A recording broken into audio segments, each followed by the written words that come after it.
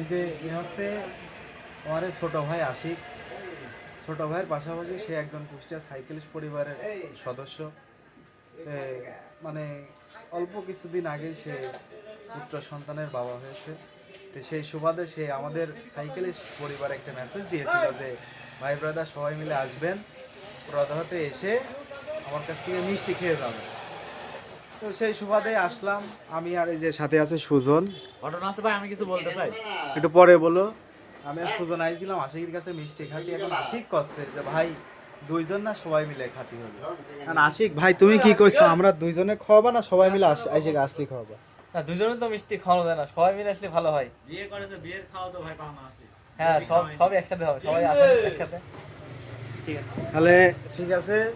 আশিক যেহেতু বললো, তা আমরা দুইজন এসে খাওয়াইলো না ভাই ব্রাদার, তাহলে ভাই ব্রাদার সবাই সাইকেলিস্ট পরিবারের যেসব সদস্য আছে সবাই রেডি হও খুব শীঘ্রই। পুরাদহতে আসবো, আশিকি এমন মিষ্টি খাবো আশিকের কাছ থেকে।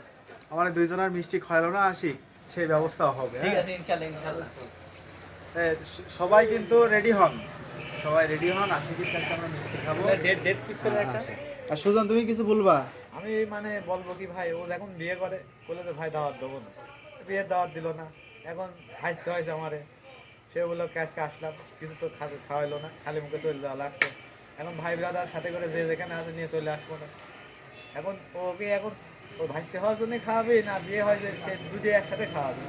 যা হয় হোক গো, এখন ভাই খাওয়াতে যাই যে, তাহলে ভাই তাহলে আমরা আসতেছি কিন্তু। হ্যাঁ, ঠিক আছে, ইনশাআল্লাহ ইনশাআল্লাহ। খুব শীঘ্র একটা ডেট আমরা ফিক্স করবো, আমরা সবাই চলে আসবো।